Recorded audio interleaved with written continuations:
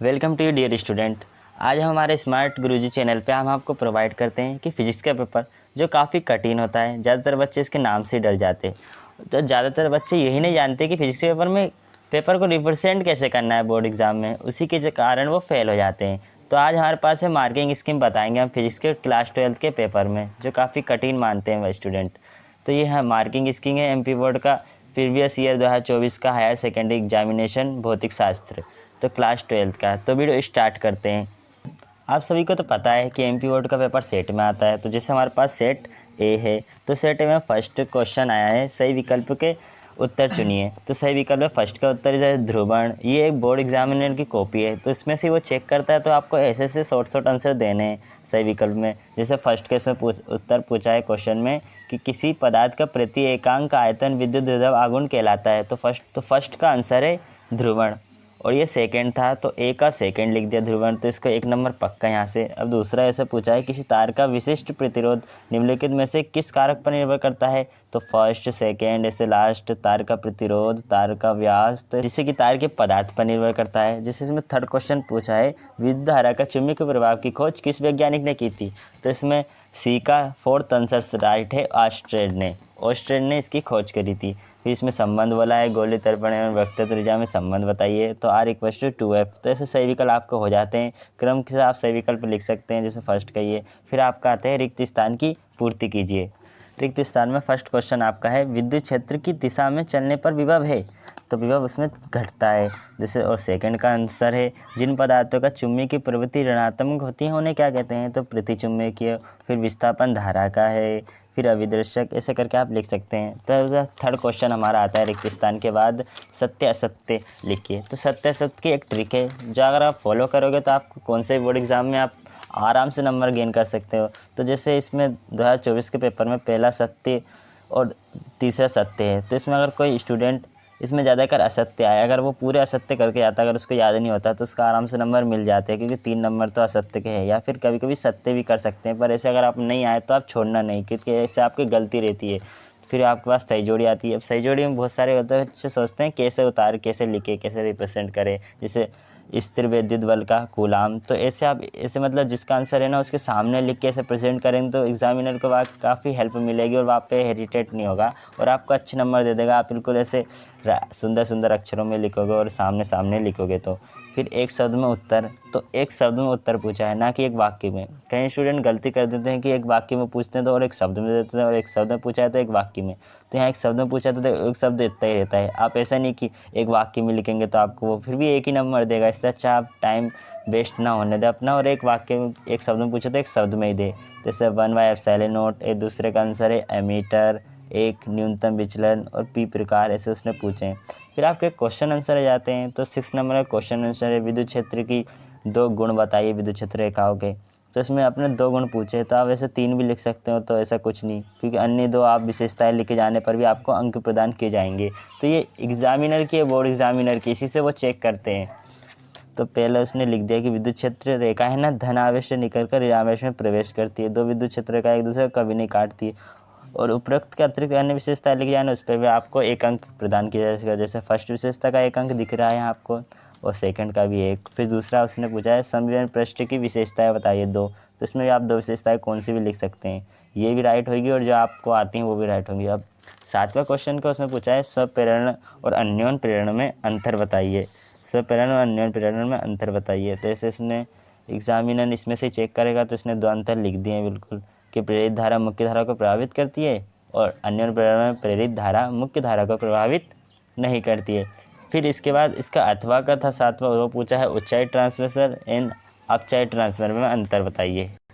तो यहाँ अंतर लिखे हैं, निर्गत वोल्टता का मान निवेशी वोल्टता के मान से अधिक होता है। अब इसके अतिरिक्त और आपको अंतर याद हो वो भी लिख सकते हैं, तो एक एक अंतर का एक एक आपको नंबर मिलता है। फिर 8वां पूछा है कि चुंबकीय क्षेत्र का मतलब एम्पियर का परिपत्य नियम लिखिए। तो आप ऐसा करना है, इसकी एक तो परिभाषा लिखनी पड़ती है, और आपको बाय चांस परिभाषा भूल गए हैं तो आपको ये बिल्कुल ये उसका मतलब ये डेरिवेशन से जो प्रूफ होता है ये याद है, तो आप इसको भी लिख के 1 नंबर ला सकते हैं।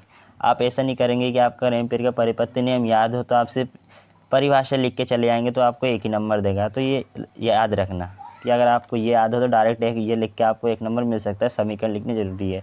फिर 9वां, तो इसमें अब वो तरंगों के गुण पूछे हैं कि कौन सी तरंग है और उसका एक उपयोग बताया। तो इसमें भी देखो 1 नंबर उसके सिर्फ अवरक्त तरंगे, सिर्फ ये देखो 2 ही शब्द है और 2 ही शब्द के एक उत्तर मिल गया। तो आप ऐसा भी लिख सकते हैं। अब इसमें आप बड़ा बड़ा लिखोगे तो आपकी गलती निकलेगी और आपके नंबर कटेंगे। तब 10वां क्वेश्चन पूछा है धातु का प्रतिबिंब, मतलब ये तो वो ऑप्टिक्स में से पूछा है आपको कि इसमें से भी 2 कुछ पूछा है ऑप्टिक्स के बारे में। तो आप 2 लिख के, और उसका अथवा में भी ऑप्टिक्स से रिलेटेड पूछा है तो इसमें आप 2 लिखेंगे तो दोनों के एक एक आंसर आपको मिल जाएगा। फिर ऐसे 11वां भी ऐसे ही है, परमाणु का मतलब 2 विशेषताएं बताइए परमाणु का अधिकतर भाग, मतलब रदरफोर्ड का पूछा है यहाँ। तो रदरफोर्ड के मॉडल की 2 बताइए, और ये नाभ की बल की 2 विशेषताएं बताइए, ये भी पूछा गया है यहाँ। फिर आपको आता है ये चित्र का पूछ लेते हैं ना, कभी कभी ये वोल्टमीटर का चित्र बनाया तो आप इसमें चित्र बना के, ऐसा नहीं कि उसका वर्णन, मतलब वर्णन नहीं करना है, अगर पूछे तभी करना है। और ये वोल्टमीटर उसके आपको लिखना ही पड़ेगा, स्विच है तो सेल है, पीएन संधि डायोड। तो ये कौन सी है पीएन संधि, ये अग्रवायस का चित्र बनाया था 2024 में। फिर इसके अथवा में पूछा है कि ट्रांसफार्मर का बनाओ पीएन संधि डायोड का, ये वाला ये कौन सा है, अर्ध तरंग दृष्टिकारी का उसमें पूछा है। तो देखो इसके भी 2 नंबर मिल जाएंगे, आपको सिर्फ चित्र ही बनाना है, ना कि वर्णन करना है। जितना पूछा है उतना ही लिखना है, तो आपके अच्छे नंबर आ जाएंगे फिजिक्स के पेपर में। आपको मतलब अच्छे नंबर आ जाएंगे। अगर आप ज़्यादा अच्छे स्टूडेंट भी नहीं हो ना तो इसको फॉलो कर लोगे ना, तो वो क्योंकि आपको अच्छे नंबर आएंगे, क्योंकि ये बोर्ड एग्जामिनर इसमें से चेक करता है। अभी व्हीटस्टोन सेतु का अब 3 नंबर के प्रश्न आ चुके हैं यहाँ से हमारे, क्योंकि 13 नंबर से 3 नंबर के आ जाते हैं स्टार्ट। तो इसमें अब देखो, अब सिद्ध करना था, आंतरिक प्रतिरोध निकालना था। तो पहले तो उसको थोड़ा बहुत हिंदी लिखनी पड़ती है वो। फिर देखो 1 नंबर इसका ये डेरिवेशन में ये, और अगर आपको इनमें से भी कुछ नहीं आ रहा हो और आपको आंतरिक प्रतिरोध का अगर सूत्र भी याद हो ना, तो वो भी आप लिख के आ सकते हो, क्योंकि उसका भी नंबर 1 नंबर दिया जाता है एमपी बोर्ड में। और बाकी सब बोर्ड में भी ऐसा ही रहता है, ज़्यादा डिफरेंस थोड़ा बहुत रहता होगा।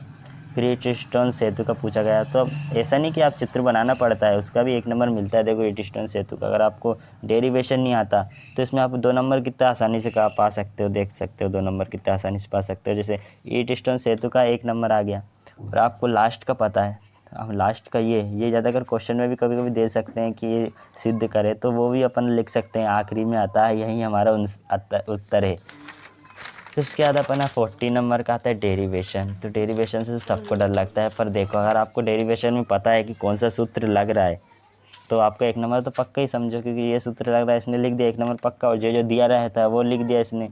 मतलब बोर्ड एग्जामिनर में ऐसे ऐसे स्टेप के नंबर रहते हैं, ना कि आपके मतलब कि राम कथा लिख दो, ऐसा नहीं होता है। ऐसे दूसरा भी डेरिवेशन है, उसमें भी इसने बस वही पूछा, आप वो लिख सकते हो कि कौन सा फॉर्मूला लगा, वो लिख दिया और मान रख दो। और आपको उत्तर सही अगर आपको रटके हुआ याद हुआ है तो उत्तर भी लिख के आ सकते हो आखिरी में। फिर 3 नंबर का क्वेश्चन है सघन विरल की, मतलब बताओ कि सघन विरल माध्यम मतलब पुनाति परिवर्तन कैसे होता है। तो इसमें एक चित्र बना दिया, उसका 1 नंबर। फिर ऐसे करके फिर अब इसके बाद 16 नंबर प्रश्न आ जाता है। उसका अथवा का भी यही है, किसी प्रकार स्रोत से विक्षोभ के दौरान, मतलब तरंग के पार्ट से है ये। फिर 16 नंबर भी आता है प्रकाश विद्युत धारा, जैसे 3 पूछी गई हैं इसकी विशेषताएं, तो 3 लिख सकते हैं, तीनों में एक एक अंक है। फिर फोटोन के बारे में पूछा है, 3 विशेषताएं, तो फोटोन की भी 3 विशेषताएं। ऐसे करके अब 17वां नंबर का प्रश्न आता है। अब ये न्यूमेरिकल 17 नंबर से हमारे शुरू हो गए 4 नंबर के प्रश्न। तब देखो इसमें से एक एक नंबर काय के मिले। तो ये शुरू में जो जो दिया है वो ऐसा, मतलब जैसे रिलेटेड एज्यूम कर लिया था, ये एक आवेश ए पे है तो दूसरा माइनस का आवेश बी पर है। तो ऐसे अब इसमें देखो फर्स्ट नंबर तो फॉर्मूला लगा दिया। तो ये आपको अगर नहीं आ रहा है न्यूमेरिकल फार्मूला का पता ये लगेगा तो 1 नंबर मिल रहा है, मतलब छोड़ना तो है ही नहीं, छोड़ोगे तो नंबर कटना ही है। फिर दूसरा इसका आंसर निकले, मतलब 3 पूछे थे इसमें कि इस कहाँ से वो बल लगाएंगे ऐसे बी की दिशा में, तो तीनों के एक एक ऐसे करके 4 नंबर मिल गए। दूसरा न्यूमेरिकल भी ऐसे ही आप समझ गए होंगे। फिर इसके बाद हमारे लास्ट जो बड़े बड़े प्रश्न आते हैं उनका भी आपको ऐसे ही एक चित्र के 1 नंबर मिलते हैं ना, चित्र के भी 1 नंबर मिलते हैं कि कितने π/2 रेडियन से पीछे हैं, आपको ऐसा भी लिखना है। जैसे ऑप्टिक्स में ये प्रश्न आ चुका है, इसमें एक चित्र का तो नंबर आ गया कि लेंस सूत्र में एक लेंस, मतलब ये संयुग्मी फोकस याद करना है। तो एक चित्र इसका बना दिया, इसका 1 नंबर मिल गया। फिर उसके बाद थोड़ा बहुत आपको मतलब हिंदी वर्णन वो विधि भी लिखना पड़ती है, कि बड़ा प्रश्न लिखना पड़ेगा। फिर इसके बाद जो इसका समीकरण था ये वाला, दोनों को जोड़ने पर जो बनता है एक, उसका 2 नंबर तो ऐसे पक्के होगा। और एक इसको अगर आखिरी का वो तो कभी कभी क्वेश्चन में दे देते हैं, पर नहीं देते तो अपन को याद हो तो ये लिख सकते हैं 1 नंबर इसका ही पक्का, और लास्ट में इसका भी 1 नंबर पक्का है। अब लास्ट में 20 की रदरफोर्ड के नाभिक मॉडल की 2 कमियां, तो 2 कमियों के 2 नंबर मिल गए। और बोर मॉडल की इन कमियों से किस प्रकार दूर किया, 2 उसके नंबर मिल गए। तो ऐसे जितना पूछा जाता है आप उसको 2 लिख दो, फिर 2 लिख दें। फिर एक और इसका था, हमें पूछा था नाभिक संरचना और नाभिक विखंडन की परिभाषा लिख दी जाए और एक समीकरण लिख दी जाए, तो एक उसका नंबर और एक उसका नंबर। तो ऐसे करके ये आपको वीडियो कैसी लगी, धन्यवाद। आपने वीडियो देखी, अगर आपने वीडियो लास्ट तक देखी होगी ना, तो अब तो आपको फिजिक्स से पूरा समझ में ही आ गया होगा कि क्या क्या होता है फिजिक्स में, कि कैसे नंबर के वाइज नंबर्स अपन को अंक प्रदान किए जाते हैं। तो ये बोर्ड एग्जामिनर की कॉपी है। फेसबुक और सोशल मीडिया प्लेटफॉर्म में अपने दोस्तों को शेयर कर देना स्टडी ग्रुप्स में, क्योंकि आप बहुत हेल्पफुल वीडियो की, जिससे आपको मतलब वो स्टूडेंट समझ जाएगा, भले वो कितना ही पढ़ता है, अगर वो ये मार्किंग स्कीम फॉलो नहीं करेगा तो एग्जामिनर उसको नंबर कैसे देगा, तो उसकी पढ़ाई वेस्ट हो जाएगी। और जो मतलब स्टूडेंट कम पढ़ते हैं उसको मतलब याद भी करके मुश्किल से कुछ आए और वो भी ऐसे नहीं लिख पाए स्क्रब में, ऐसे मतलब फॉलो नहीं कर पाए, तो उसको भी नंबर नहीं मिलेंगे। तो शेयर ज़रूर कर देना। Thank you.